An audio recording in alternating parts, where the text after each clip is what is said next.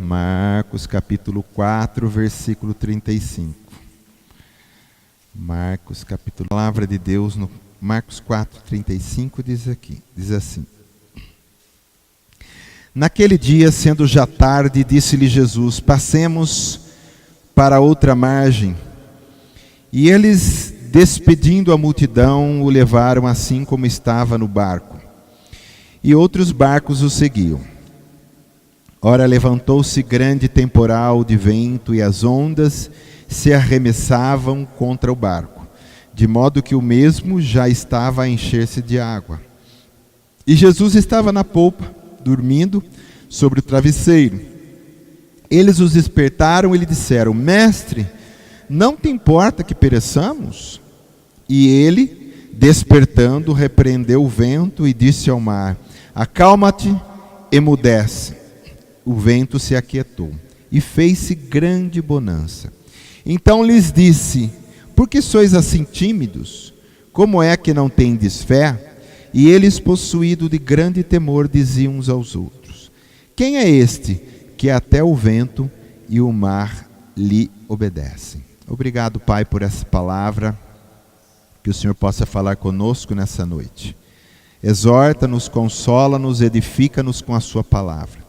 Espírito Santo, Tu que és aquele que inspirou essa palavra, vem nos trazer a vida dela agora sobre o nosso espírito. Vem nos alimentar com esse pão que veio do céu, que é o verbo, que é a palavra, que é o próprio Jesus. Amém. Amém. Você pode se sentar, querido.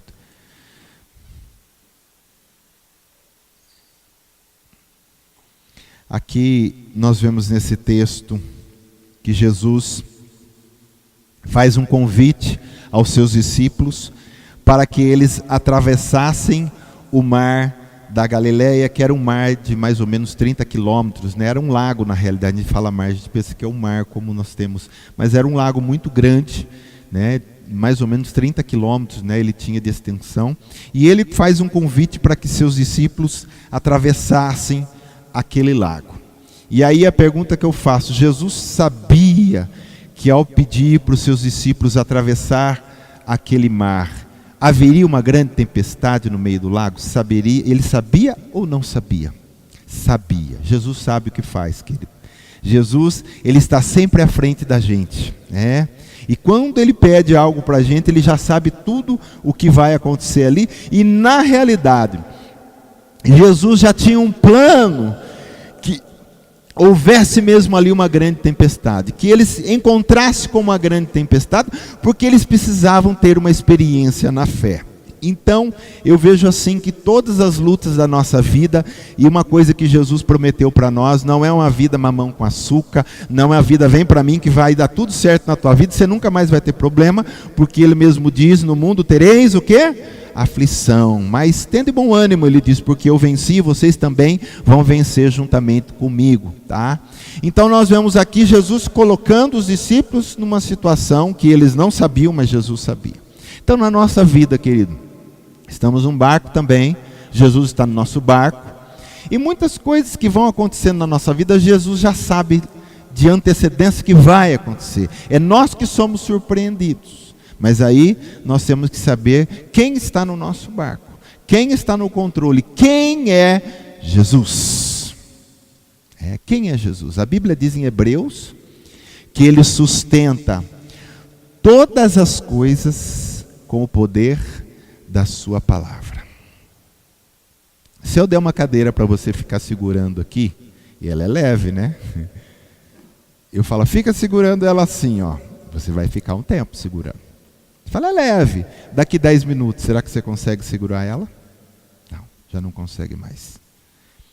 A Bíblia diz que Jesus sustenta todas as coisas, ó, só com a palavra.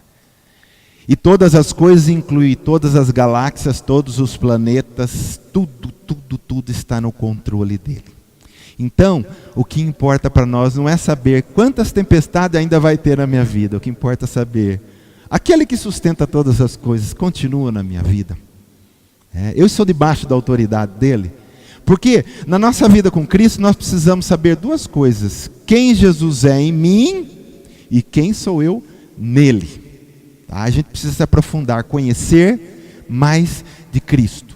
Paulo vai dizer na sua palavra, se não me falha a memória, em Gálatas, né, que ele perdeu todas as coisas para conhecer mais de Jesus.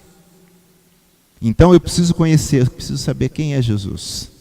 Quem é Jesus? Muitas pessoas vão dizer, é aquele que está na cruz, é aquele que fica nas imagens. Não, Jesus é muito mais que aquilo. Jesus é uma pessoa e é um Deus que habita dentro do nosso coração. E se eu estou nele eu posso todas as coisas e eu não vou me preocupar com as tempestades. Amém? A nossa maior preocupação, a maior preocupação da igreja é todos os dias buscar comunhão com Jesus e manter essa intimidade. Essa é a nossa responsabilidade. Saber como vai ser, que jeito vai ser, a luta, se não vai, se eu vou ser promovido, não vou, isso não importa. Importa é estar íntimo do Senhor, cada vez mais se aprofundar nele. Amém? Aqui ele diz assim, né, nesse texto, passemos, né, deixa eu achar aqui. Passemos para outra margem. Passemos está no singular ou no plural? No plural. Passemos. Eu vou com você. Eu dou a ordem para você ir, mas eu vou com você. Eu vou junto. Ainda que passe pelo vale da sombra da morte, eu estarei contigo. Por isso que o Senhor diz, passemos para outra margem. Eu sei que vai acontecer, mas eu estou contigo. Deus criou o homem e colocou no jardim do Éden. Quem estava lá todo dia com o homem? Deus. Aí a gente vai para a história do dilúvio. O dilúvio veio e destruiu toda a terra e só a família de Noé se salvou. Por mais de 370 dias aquela arca ficou flutuando. Quem estava na arca junto com Noé? Deus. E nós vamos vendo no decorrer da história que Deus participa do seu povo. Ele tira um povo do Egito, abre o Mar Vermelho, esse povo passa. E quem anda com esse povo 40 anos no deserto? Deus. De dia ele era uma nuvem a cobrir para não que se queimasse no sol. E à noite uma tocha de fogo que alumiava e aquecia as noites frias do deserto. Deus estava junto. Então nós vemos Deus participando de tudo. Passemos. Aí Jesus vem e através do sangue de Cristo nasce a igreja de Cristo, que somos nós há 2000 anos que está na terra. Quem está com a igreja? Jesus. Aí você vai para o Apocalipse, quando tudo termina, o mundo é julgado e há novos céus e nova terra, a Bíblia vem dizer, e Deus habitará no meio do seu povo. Então, querido, nós precisamos entender que Deus está presente conosco em tudo, porque é um casamento. No casamento não tem lá que diz assim, né? Na tristeza, na alegria, na doença, em tudo tem que estar junto. Então, se Jesus é o nosso noivo, nós já estamos desposados com Ele, Ele participa de tudo na nossa vida. Ele está com a gente na alegria, mas também está na tristeza, dando força. E dizendo, vamos meu filho, vamos noiva minha, vamos embora, não para não, que eu estou contigo. Amém, querido? Aí o versículo 37 diz assim, ora levantou-se grande temporal de vento, e as ondas se arremessavam contra o barco, de modo que o mesmo já estava a encher-se d'água. Aqui eu vejo uma coisa assim, toda a promessa que Deus nos fez na Bíblia, né, que nós temos, toda a promessa que Ele já nos fez na Bíblia, e aquelas que Ele faz também agora, né, porque muitos de nós talvez recebemos palavras, direção, revelação, talvez uma profecia, promessas. Toda promessa que Deus nos faz, parece que faz com que a gente passe por tempestade. Vamos do outro lado. Aí o que acontece? Tempestade no meio. Então às vezes Deus dá uma direção para nós, Deus mostra coisas no nosso coração. Olha, eu vou te levar até lá. E a gente olha lá, olha que bênção lá, mas parece que toda promessa chama uma luta. E eu acho que até é importante que isso aconteça, sabe? Para a gente ser experimentado na fé. Porque tudo aquilo que a gente conquista sem luta não tem glória. Você sabia disso? Toda conquista que não tem luta, não tem glória depois. Não teve luta, que glória que você teve? Então Deus às vezes quer nos levar a chegar em tal lugar. Aquilo é uma promessa para nós. Mas você pode ter certeza que vai acontecer guerra, que vai acontecer luta. Até porque o maior interessado que a gente não chegue lá é o diabo, e ele vai usar coisas, ele vai usar situações para falar na nossa cabeça: é melhor separar, para porque você não vai vencer, isso não é para você, deixa para outro. Então vai aparecer situações na nossa vida para que a gente não chegue lá. Mas toda a promessa de Deus que a gente quer se apossar dela porque é nosso direito, vai ter resistência, vai ter luta, não tem como, querido. Isso já é uma lei espiritual, podemos dizer assim, sempre vai ser dessa maneira. Você nunca vai ver um filho de Deus chegar numa bênção, seja ela física, espiritual, familiar, seja lá que nível que for, que ele vai chegar lá e vai ser mamão com açúcar, sabe? O Espírito Santo pega no colo, tá aqui, chegou, você não precisou fazer nada. Não existe isso, tá? Isso não é bíblico. Glória a Deus. Davi foi um rei mais conhecido da Bíblia, abençoado. Ele era tão conhecido que quando chamavam por Jesus, porque Jesus era da genealogia da família de Davi, dizia assim: Jesus, filho de Davi, tenha compaixão de mim. Só que Davi teve uma promessa. Samuel foi lá na casa, né, de Jessé, o seu pai, procurou, não achou ninguém, disse: tem mais alguém aí para me ungir, porque não é nenhum desses que estão na sua casa, tem um lá que está olhando as ovelhas, chama ele lá. Samuel unge ele e diz: você está sendo ungido agora rei de Israel. Olha que compromisso. O rapaz estava lá. Imagina o susto de Davi. Davi não esperava receber uma promessa desse tamanho. Imagina você, querido, se põe no lugar de Davi. A única coisa que você sabe fazer na vida é levar a ovelha para pastar, pegar uma harpa, compor, cantar e volta para casa. E só isso. De repente alguém te chama, estão te chamando lá na sua casa. Você fala: nossa, o que será que aconteceu lá que estão me chamando? Aí você chega lá, tem um profeta, vem com óleo na sua cabeça e diz: você vai ser rei de Israel. E daí? Olha o tamanho do compromisso. Agora eu pergunto para você: até Davi chegar lá no trono foi fácil? Rapaz, mais de 10 anos Saul ficou perseguindo ele, tentando matá-lo. E foge para lá, e foge para o deserto, e vai para não sei aonde. E o homem querendo matar ele o tempo todo. Foi mais, não foi um mês, nem um dia, nem um ano, foi mais de 10 anos. Alguns dizem 10, 14, eu não sei, tem que fazer umas contas lá. Mas você imagina, não foi pouco, que ele tinha perigo de morte. Por isso que alguns salmos ele diz, né? Ainda que eu ande pelo vale da sombra da morte, estás comigo. Por que ele escreveu isso? Porque ele estava fugindo de Saul. Mas quando veio a promessa, já veio o temporal. Entendeu? Então, tantas promessas na nossa vida que Deus ainda vai cumprir. Tá? Nós vamos passar por temporal, nós temos que estar preparados para o temporal. Nós fazemos parte, querido, de um exército, que não somos só nós que estamos aqui, de um exército, de uma igreja que está espalhada sobre a terra, de um remanescente, de um povo de Deus. E quando a gente é chamado por um exército, a gente tem que estar preparado para a guerra. Porque o soldado não pode dizer: guerra não, pelo amor de Deus, tem medo disso. Não, você tem que estar preparado para a guerra. Então você tem promessa na sua vida, sim ou não? E onde tem promessa, tem temporal. Diz comigo: onde tem promessa, tem temporal. Não tem como fugir disso. 38. E Jesus estava na popa dormindo, sobre o travesseiro. Eu quero pensar assim: como que Jesus estava conseguindo dormir com um negócio tão chacoalhando, né? Jesus, eu acho que ele era bom de sono, né? Quando ele deitava, ele desligava mesmo, porque pensa, aquele negócio diz que as águas estavam batendo forte no navio, mas ele estava lá dormindo no travesseiro. Então eles os despertaram e lhe disseram: mestre, não te importa que pereçamos? Aqui eles acusam, na realidade, Jesus de omissão.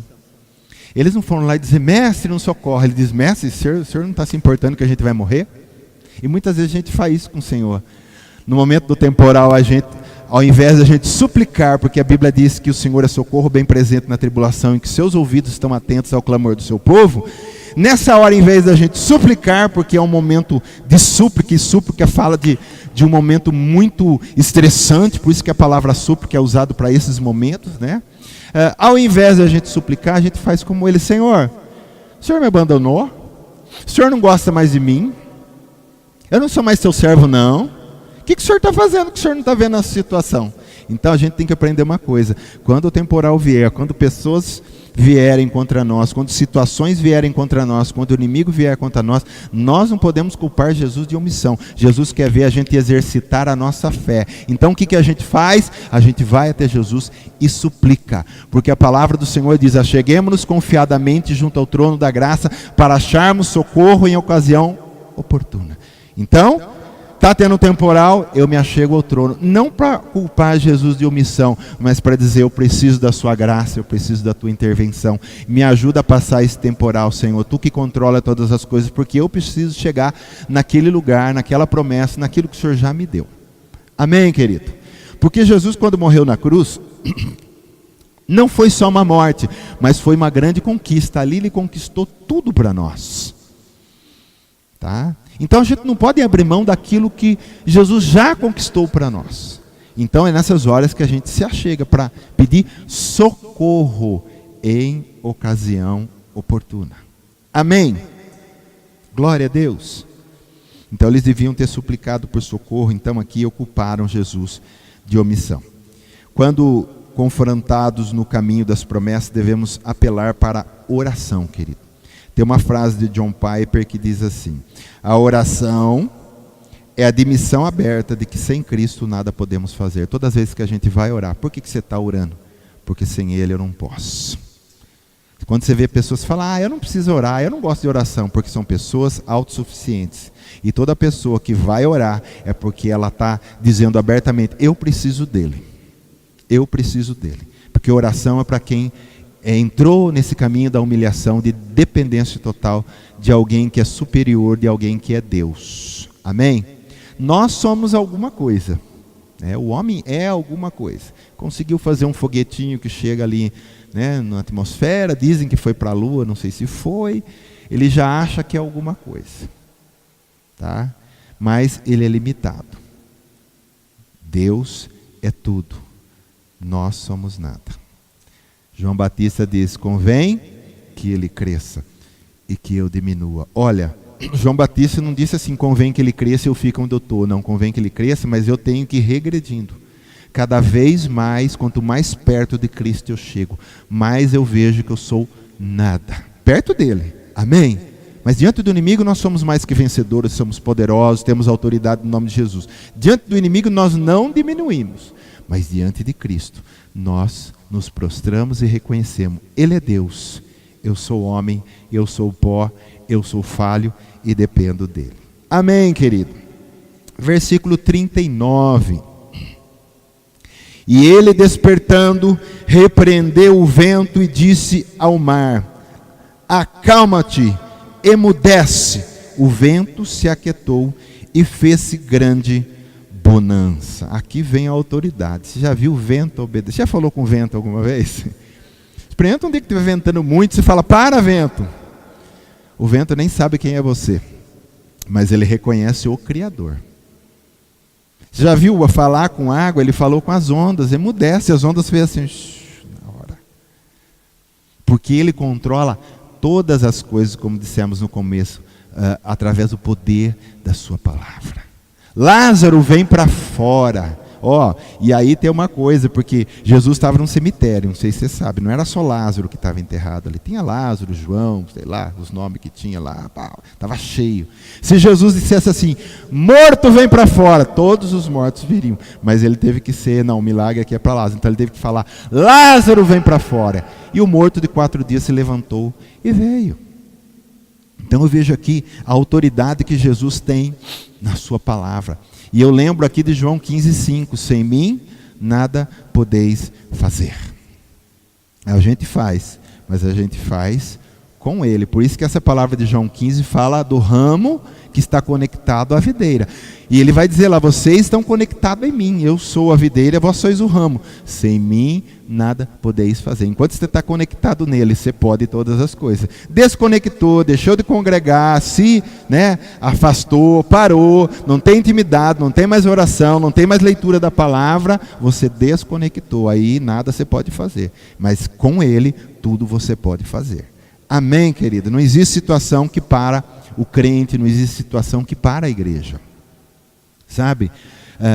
Nós temos visto que a história da igreja, desde que ela se iniciou depois da morte e ressurreição de Cristo, a igreja tem sido perseguida, a igreja tem sido massacrada, a igreja tem sido alvo de imperadores, de governadores, mas eu digo para você, aonde que a igreja deixou de existir? E você sabe que crente é que nem tiririca, quanto mais persegue, quanto mais, mais eles se multiplicam, mais forte eles ficam na fé. Então, toda vez que o inimigo na história tentou acabar com a igreja, o efeito foi ao contrário, mais ela se multiplica. Mataram Estevão, apedrejado, lá em Atos 8. Aí você poderia pensar, vai parar a igreja aí, porque agora viram que apedrejaram um, vão matar. Paulo estava assassinando e prendendo. Jesus disse, espera aí que eu pego você, Paulo. Aí Paulo se torna, ele matou alguns, deve ter prendido alguns, mas aí ele se torna um colhedor de almas. Olha quantas almas. Paulo ganhou o mundo da época, diz em Colossenses. O mundo da época foi ganho por Paulo. Então o inimigo não consegue vencer a Deus, querido. E quando ele fala, tinha uma música antiga. Quando ele fala, treme os céus, o céu. Lembra dessa música? Era muito antiga. Quando fala antigo, vocês pensam que é de 1000 e quanto. Mais profundo que os mares, mais alto do que os céus, uma poça maior do que a de Jesus. Quando ele fala, treme os céus, os céus. João, na ilha de Patmos, quando ouviu Jesus falar, ele diz, a voz dele é como voz de muitas águas. Você sabe o que é muitas águas? Quando nós fomos lá em Foz do Iguaçu, há muito tempo com a minha esposa, que não era época de cheia, ainda estava meio... Mas você vê o barulho que fazia aquelas águas. E João diz, a voz dele é como voz de muitas águas. Quando ele fala, querido, treme tudo, todo mundo se prostra. E não tem, por isso que eu estou dizendo, Jesus estava no barco, ele diz, para, emudece, sossega. Então Jesus não vai tirar essas situações da nossa vida, ele vai permitir, para que a gente clame, e ele venha e intervenha, para que você diga, agora eu sei o Deus que eu sirvo. Jesus nunca vai tirar de nós o confrontamento de nós com o Golias. Ele vai deixar a gente descer no vale como Davi, a gente vai pegar uma pedrinha, a gente vai olhar o tamanho e falar, nossa, mas essa pedrinha, mas ele disse, essa pedra, o nome dela é Jesus Cristo. E quando eu lançar essa pedra, o inimigo vai cair nos meus pés. E foi isso que aconteceu com Golias. Golias cai de bruço nos pés de Davi. Agora você imagine a cara daquele pessoal tudo lá em cima, aqueles guerreiros, aqueles homens fortes, olhando um rapazinho com um gigante que se cai aos pés dele. E ele pega a própria espada do gigante e corta a cabeça do gigante e leva para o povo. É assim que os filhos de Deus agem. A gente não corre da luta, porque a gente vai em nome de Jesus. Davi disse assim para o gigante, eu vou contra ti em nome do Senhor dos Exércitos. Senhor dos Exércitos. Não existe outro Senhor de guerra a não ser o Senhor que a gente serve. Amém? Nunca perdeu uma batalha e nem vai perder. Amém? Por isso, quando a gente entra numa luta, a gente sabe assim, eu vou entrar, mas eu já sei que eu vou sair vitorioso, porque Jesus disse que eu sou mais que vencedor por meio dele. Tudo posso naquele que me fortalece. Amém, querido? Você sabe que aqui também a gente vê uma outra coisa também, Eu creio que essa tempestade também que aconteceu, e Jesus sabia que ela ia acontecer, mas eu creio que o inimigo estava tentando também impedir desse pessoal chegar do outro lado. Por quê? Você vai ver que na sequência do texto, se você quiser ler na sua casa, logo que acalma a tempestade, eles descem do outro lado da margem, e o que acontece? Quem que Jesus encontra lá?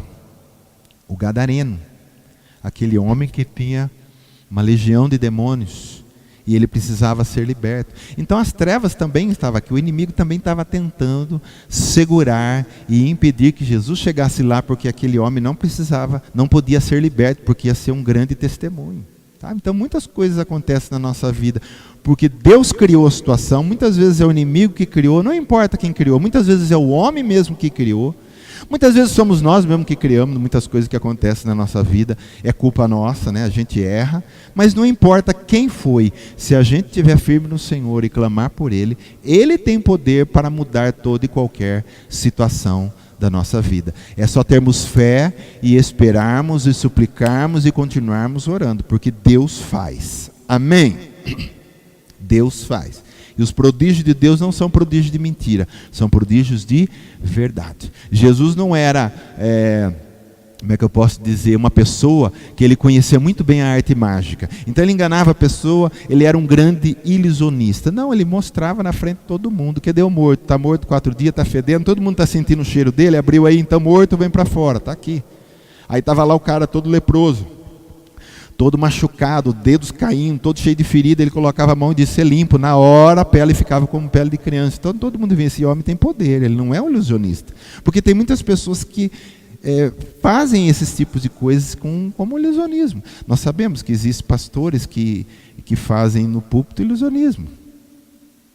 Que arrancam coisas ali que não tem nada, ali é um chiclete de uva que puxa e fala, nossa, quantos vídeos já não vi disso, que a hora que você põe na câmera lenta, você vê a pessoa com um chiclete escondido aqui, vai lá na costa e puxa, o câncer, todo mundo. As pessoas podem enganar, mas Jesus não é ilusionista, ele faz a verdade. Quando ele diz que faz, ele faz. Quem é ilusionista é o diabo, que não tem todo o poder e fica enganando as pessoas o tempo todo para elas continuarem sendo escravas. Por isso que a Bíblia diz, conhecereis a verdade e a verdade vos libertará. Amém, querido? E o versículo 40 que diz assim, então lhes disse, por que sois assim tímidos? Como é que não tendes fé? E eles, possuídos de grande temor, diziam uns aos outros, quem é este que até o vento e o mar lhe obedece? Amém? Então a voz do Senhor vai fazer com que toda e qualquer situação faça aquilo pelo qual ele falou. Quando Pedro andou sobre as águas, que foi numa outra tempestade, essa tempestade aqui não andou sobre as águas, é uma delas. Depois teve uma outra que Jesus deixou eles ir sozinhos, não estava no barco, mas ele veio andando sobre as águas ao encontro da situação também, né? E aí quando Jesus disse assim para Pedro, Pedro disse assim, Senhor, se é o Senhor que está andando, eles achavam que era um fantasma, diga que eu vá, né? E Jesus disse assim para ele, então vem. E ele começou a pôr os pés nas águas e andou. Na realidade, Pedro não andou sobre as águas. Pedro andou sobre a palavra de Jesus. Porque quando Jesus disse, então vem, quer dizer, vem que eu sustento, é na palavra de Cristo que Pedro andou. Pedro não andou nas águas. E nós hoje temos que aprender a andar na palavra do Senhor. Quando ela diz que você vai e pode ir, vai, porque você está andando na palavra. Quando a palavra diz que você pode, você pode. Quando a palavra diz, ei aí vos dei autoridade para pisar de serpentes e escorpiões e nada absolutamente vos causará dano, pode ir que não vai causar dano. Então a gente anda na palavra do Senhor e não sobre a situação. Muito embora isso aconteça, mas é porque estamos na palavra. Amém? E quando estamos na palavra, nós estamos guardados pelo Senhor. Então descanse, querido. Não existe situação que o Senhor não possa ter controle. Não existe situação que o Senhor não possa ter controle. Ele sabe que Ele tem controle sobre tudo. Quem precisa descobrir isso é a igreja. A igreja precisa entender que o Deus que ela serve, Ele tem o controle sobre toda e qualquer situação. Que Ele é soberano e Ele faz do jeito que Ele quer. Se Ele quiser livrar, Ele livra. Se Ele dizer, não, agora não é hora de livrar, eu quero recolher, Ele recolhe. Ele é soberano sobre tudo. Os 3 jovens da fornalha, é tão lindo aquela passagem lá de Daniel, né? E ele disse para Nabucodonosor, olha, nós vamos dizer uma coisa para você, nós não vamos nos dobrar a sua imagem, porque os judeus só se dobravam e prostravam diante de Jeová, né? Ele diz, nós não vamos nos dobrar. Se o Deus a quem nós servimos, olha que fé que eles tinham, né? E que entrega, né? Sabendo que Deus é soberano. Se Deus a quem nós servimos quer nos livrar, quer dizer, Ele pode não nos livrar e nós virar churrasquinho lá. Mas mesmo assim continuaremos sendo dele. É isso que eles estavam querendo dizer. Se Deus quiser nos livrar, Ele nos livra. Mas fique sabendo que pecar, idolatrar e se dobrar a essa estátua, nós não vamos fazer. Então é saber que Deus é soberano sobre tudo. E Deus estava lá com eles, fiel. Tá? Então Deus é soberano. Ele faz do jeito que Ele quer, da maneira que Ele quer e como Ele quer. Nós temos que entender que Ele tem poder sobre tudo e sobre todos. A Bíblia diz que os céus e a terra é do Senhor, e todos que na terra habitam é do Senhor. Ninguém, querido, é de ninguém, ninguém tem nada aqui. A única coisa que a gente leva daqui é o nosso espírito. Se tiver tesouro dentro, a gente vai para o céu. Se não tiver, acabou, né? Não levamos roupa, não levamos carro, não levamos nada. Ah, mas a casa está no meu nome, você morreu, não é sua mais, passa para outro. E aí a outra geração passa para outra, essa casa não é de ninguém. No fim de tudo, Deus volta e habita na terra e continua sendo dele. Então ele é dono de tudo, soberano sobre tudo e sobre todos. Até os ímpios, querido. Até os grandes homens pensam, eu tenho poder. Tem nada. Deus diz assim, a hora que eu fizer assim, você já era, né? O Hugo Chávez, que há pouco tempo na Venezuela falava que a Bíblia é mentirosa, que o reino dos céus é aqui na terra, o reino dos céus, ele dizia que o reino era aquele governo dele, ele dizia que é dele para falar alguma coisa agora. Morreu de câncer. Câncer pegou, o intestino dele aqui, consumiu tudo. Então, não existe poderosos, só tem um que é poderoso, que é o Senhor. Ninguém é poderoso. Amém? Porque a Bíblia diz que toda a glória volta para Ele. Amém? Por isso nós temos que descansar, querido. Humilhai-vos debaixo da poderosa mão de Deus, e em tempo oportuno Ele vos exaltará. É debaixo dessa mão que nós temos que ficar. Amém? Concluindo, quando Jesus disse aos discípulos, passemos para outra margem, significa, vocês chegarão do outro lado. Nós temos que crer nessas promessas do Senhor. Quando Ele fala alguma coisa, a gente diz assim, não importa de que maneira, mas se Ele disse, eu vou chegar. Se Ele disse, passemos do outro lado, eles tinham que crer, aqueles homens, que eles chegariam do outro lado e não ter todo aquele temor que eles tiveram quando vieram a situação. Então, a gente tem muitas áreas da nossa vida que a gente ainda tem que concluir. Nós não chegamos lá. Algumas já concluímos, já chegamos, já recebemos. Mas de todas elas, se o Senhor está com você e Ele diz, passemos para lá, filha minha, aquilo lá vai ser seu, ou vou te levar lá, você pode crer que você vai chegar lá. As bênçãos de Deus, elas nunca chegam atrasadas, elas chegam sempre no tempo certo. Talvez nós, às vezes, atrasemos aquilo que Deus já deveria até ter dado para nós. Nós podemos atrasar, mas da parte dele ela chega, a bênção chega, a resposta sempre na hora exata. Nem adiantado e nem atrasado. Às vezes a pessoa acaba de pedir, Deus já dá. Às vezes ela pede, passa um ano, Deus dá. Às vezes ela pede, passa 5. Né? Então, Deus sabe a hora certa de dar cada coisa. Mas que Ele faz você chegar naquele lugar, Ele faz chegar. Tá? Se Ele fez a promessa, a Bíblia diz que quem fez a promessa é fiel para completá-la. Glória a Deus. Quando Deus disse, ou Jesus disse para Pedro, lance tuas redes à direita, que você vai pegar peixe, olha lá. Ele disse assim, passemos do outro lado. Houve toda aquela tempestade e acalmou. E chegou, porque nós vamos chegar lá. Eu disse que nós vamos passar para lá. Quando ele disse para Pedro assim, na beira do mar lá, lance tua rede à direita, e Pedro vai dizer assim para ele, olha, nós pescamos a noite inteira, não pescamos nada, mas segundo a tua palavra, segundo a tua palavra, presta atenção, é sempre na palavra, nós vamos lançar a rede. Então lançou a rede e pegou o peixe. Por que pegou? Porque o dono de todas as coisas, o Criador de todas as coisas, diz, lança que você pega. Então, a gente tem que crer nisso, crer na palavra do Senhor. Ele não disse assim para os discípulos, quando iam passar do outro lado, olha, passemos do outro lado que vai ser muito fácil. Ele não prometeu isso, mas ele diz, passemos do outro lado, que nós vamos chegar lá. Amém, querido? Que essa palavra possa ter gerado no teu coração fé, que ela possa ter gerado descanso, paz, confiança, saber que Jesus está presente conosco todos os dias da nossa vida. Eis que estou convosco todos os dias da sua vida. Eu não sei